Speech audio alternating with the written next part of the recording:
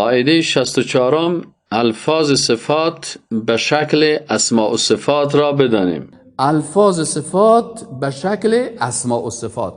اما بخش اولش هم میخوایم که الفاظ صفات هم میخوانیم که به شکل چی آمده؟ اسماء و صفات آمده است. مثل چی؟ الرحمن، الرحیم، الملك، القدوس، السلام، المؤمن، المهيمن، العزیز، الجبار، المتکبر. این کلش نامهای الله هست که الله سبحانه و تعالی در قرآن عظیم شان چی میگه؟ میگه ولله الاسماء الحسنى. الله نامهای نیک داره. سوره اعراف آیت 180.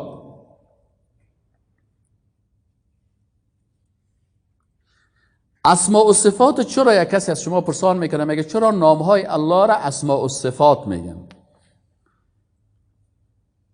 ما میگیم نامهای الله اسماء و صفات است چرا هر نام امو صفت هم داره. وقتی که نام الله هست الرحمن، الله صفت رحمت هم داره. التواب است یکی از نامهای الله، صفت چی رو داره؟ صفت پذیرش توبه را هم داره.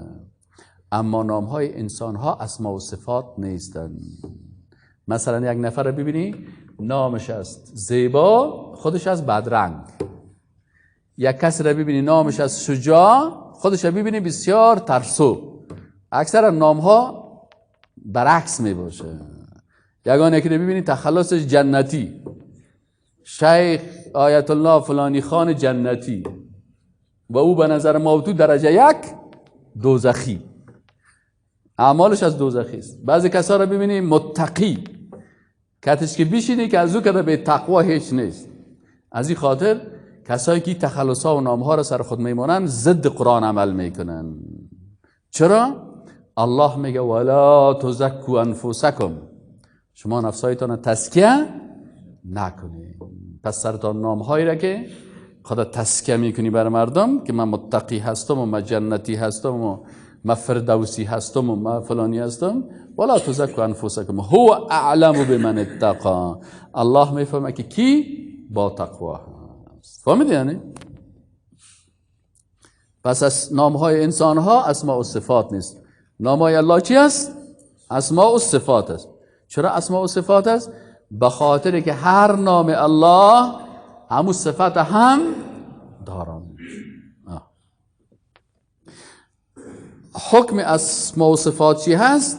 حکم اسماء و صفات توقیف است. حکم اسماء و صفات چی است؟ حکم اسماء و صفات توقیف است. توقیف چی مانا؟ توقیف اینه میگه که با نص قرآن یا سنت تعیین شده و کسی حق زیادت، نقصان و اجتهاد دو نداره. اسماء و صفات با نص قرآن و سنت تعیین شده. مثلا الله بر ما نامهای خود بیان کرده، صفات خود بیان کرده. فهمیدی یعنی؟ و کسی در این حق نداره که چی کنه؟